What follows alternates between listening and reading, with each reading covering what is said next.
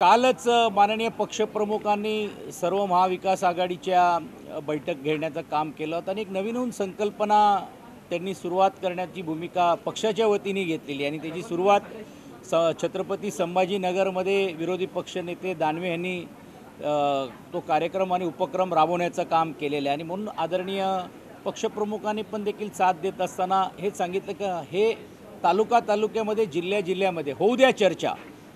कारण गेल्या 10 वर्षापासून ज्या लोकांनी सत्तेमध्ये आलेले आहेत ते फक्त मन की बात बोलत आहेत आणि काही लोक चाय पे चर्चाची चर्चा करत आहेत आणि म्हणून होऊ द्या चर्चा।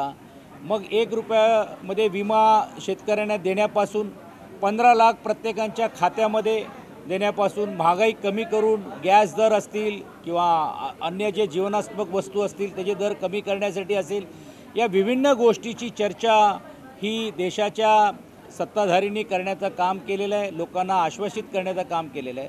काय तुम्ही अजूनही पालकत्वाची वाट पाहताय? ओएसिस फर्टिलिटीने आता 90,000 जोडप्यांचं आयुष्य आनंदाने भरलं आहे। आजच कॉल करा 78 25 89 36 00 वर आणि मिळवा फर्टिलिटी ट्रीटमेंटवर सूट आणि सर्वांना द्या आनंदाची बातमी। म्हणून या सर्वबद्दल होऊ द्या ना एकदा चर्चा। देशामध्ये विकासाच्या नावाने जे एकत्रित आलेले आहेत, आज जाती धर्मामध्ये कसं तीड निर्माण करतायत, देश सुरक्षित आहेत म्हणून घेऊन सांगण्याची भूमिका होते। परंतु आपल्यालाही लक्षात येत असेल की अनेक असलेले जे सीमा भागातली जी लोक आहेत, सीमा भागातली जी राज्य आहे, यामध्ये देखील प्रांताच्या नावाने जातीच्या नावाने देखील दंगे वाढत चाललेले आहेत आणि ते थांबवण्यासाठी केंद्रीय आणि राज्य सरकार जे सत्ताधारी आहेत ते अपयशी ठरत आहेत। मनोरा आमदार निवासाचं भूमिपूजन होतं, 3 वर्ष हे काम रखडलं होतं। आता 1300 कोटी रुपये खर्च केले जाणार, आलिशान असे सगळे फ्लॅट्स असणार।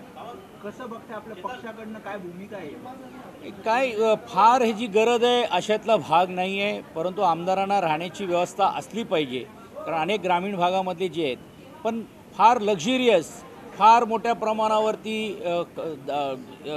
प्रमाणावरती ढोल ताशे वाजून हे ज्या गाजावाजा आत्ता हे करणं कितपर्यंत उचित आहे, हाही एक प्रश्न सर्वसामान्य लोकांच्या मनामध्ये। कारण एका बाजूला शेतकऱ्यांना अजूनपर्यंत आपण न्याय देत नाही, अनेक दुसऱ्या बाजूला ज्या विकास कामं आहेत त्यासाठी आपल्याकडे निधी नाही म्हणून घेऊन आपण लोकांना सांगतोय आणि मग अशावेळी ह्याचा निर्माण होणं हा कितपर्यंत हा उचित आहे हा प्रश्न आहे। पण एक गोष्ट नक्की आहे की आमदारांची साधक बाधक जसे या अगोदर जशा मेजेस्टिकचा होता असेल किंवा मनोराचं पण असेल, गेस्ट हाऊस असेल, हे जसं होतं त्याच दृष्टिकोनातून जर हे करता आलं असतं तर अजून अधिक चांगलं झालं असतं। आमदार अपात्रतेसंदर्भात आहे ते आता प्रकरण कायदेशीर कचाट्यात जाण्याची शक्यता आहे, कारण आता तुम्ही जी याचिका दाखल केली होती आत्ताच एक मला माहिती मिळालेली आहे, आजही अधिकृत रीतीने माझ्यापर्यंत ती माहिती आली नाही म्हणून मी बोलणं त्याबद्दल उचित होणार नाही। 18 सप्टेंबरला दोन्ही मॅटर जे लिस्ट करण्याचं काम केलेलं आहे, एक अपात्रच्या बाबतीतला आणि एक विधानसभेच्या अध्यक्षांना टाईम बाउंड तुम्ही ह्याच्यामध्ये संकेत द्या किंवा आदेश द्या आणि म्हणून दोन्ही प्रकरण क्लब केलेले आहेत। मला असं वाटते आमचे जे वकील आहेत, जे कायदे तज्ज्ञ आहेत, ह्याच्याबद्दलचं मार्गदर्शन करतील आणि नंतर उचित कारवाई करू। परंतु सप्टेंबरला ही 18 तारीख गेली तरी देखील फार लांब गेली असं आम्हाला तरी वैयक्तिक वाटत नाही, पण ते जरी लांब गेली असेल तर ही जी अर्जन्सी ही आम्ही परत मेन्शन करण्याचा आमचा अधिकार आहे। परत एकदा मी रिपीट करतो की अजूनपर्यंत अधिकृत रीतीने मला तरी माहिती आलेली नाही आहे आणि मला असं वाटतं ते सविस्तर माहिती आल्यानंतर आम्ही बोलू। पण एक गोष्ट नक्की आहे की सर्वोच्च न्यायालयापर्यंत आम्हाला जावं लागलं हे राज्य पाहतोय।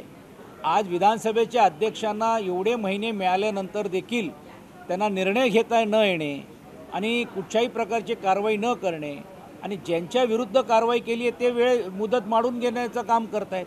तर अशावेळी हे कशाप्रकारे राजकारण चाललेलं आहे, कशाप्रकारे हे निर्णय ढकलण्याचा प्रयत्न होतो आहे आणि पुढे निवडणूकपर्यंतच जशा नगरपालिकेच्या निवडणुका घ्यायचेच नाही त्याच्यातला एक भाग हा होतोय का, हा प्रश्न देखील सर्वसामान्य लोकांच्या मनामध्ये निर्माण होतोय। उद्योग विभागाकडून आज श्वेतपत्रिका आणली जाणार आहे, राज्याचे 4 प्रकल्प बाहेर जात होते त्या संदर्भात श्वेतपत्रिका खरं तर ते म्हणतायत ना की उशिरा का होईना परंतु आता सरकारला शहाणपणा आलेला आहे।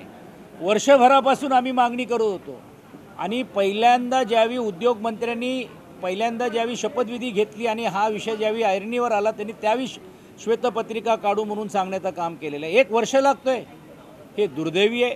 याचा अर्थच असा आहे की या वर्षभरामध्ये नवीन कारखाने यायची ते वाट बघत होते आणि मग हे श्वेतपत्रिका काढण्याची भूमिका घेतली जात होती। पण आमचं स्पष्ट म्हणणं आहे की ही श्वेतपत्रिका आम्ही पूर्ण अभ्यास करू, त्याच्यातले सर्व बारकाईने त्या सर्व गोष्टी पाहू। चांगलं काम केलं असेल तर आम्ही नक्कीच स्वागत करू, का हे काय एका व्यक्तीचा विषय नाही आहे। परंतु जे कारखाने गेलेत ह्याला दोषी कोण आहेत ह्याच्याही या श्वेतपत्रिकेमध्ये ज्यावेळी उल्लेख होईल त्यावेळी देखील त्याला ईंट का जवाब पत्थर से आम्ही देऊ। धन्यवाद। कल डीसीएम ने हिंदी में जानना चाहेंगे, कल डीसीएम ने कहा कि लव जिहाद को लेके हम विचार कर रहे हैं कानून बनाने के लिए, क्या हमारा कहना है सिर्फ लव जिहाद क्यों, कायदे के तहत परम पूज्य भारत रत्न डॉक्टर बाबा साहेब अम्बेडकर जी ने दी हुई घटने के अनुसार जो कायदे का इस तरह से दुरुपयोग करता है, फिर वो हिंदू कोड एक्ट में हो, मुस्लिम्स क्रिश्चियंस के हो और मुस्लिम समाज के हो, सभी में वो जो कायदे के तहत है वो कार्रवाई होनी चाहिए।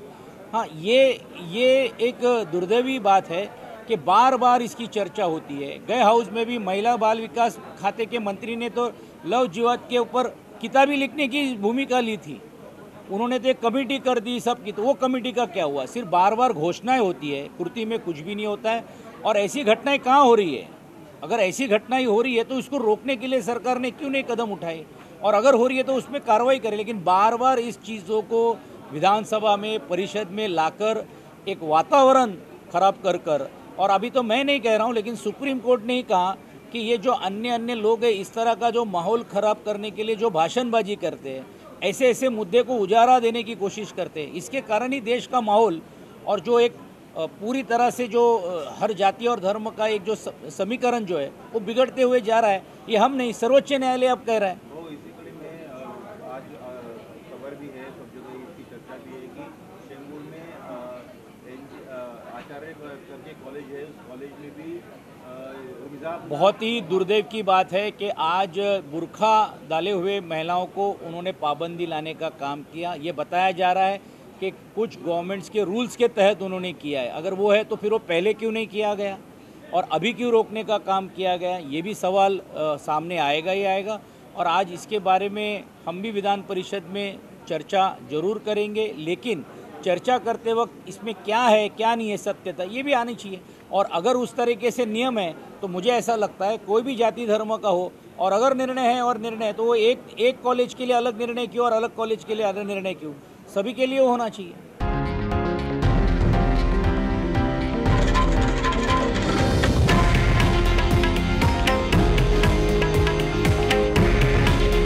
हे आहे देशातील नंबर 1 न्यूज नेटवर्क आणि आपण पाहत आहात TV9 मराठी। काळजी तुमची, हित महाराष्ट्राचं।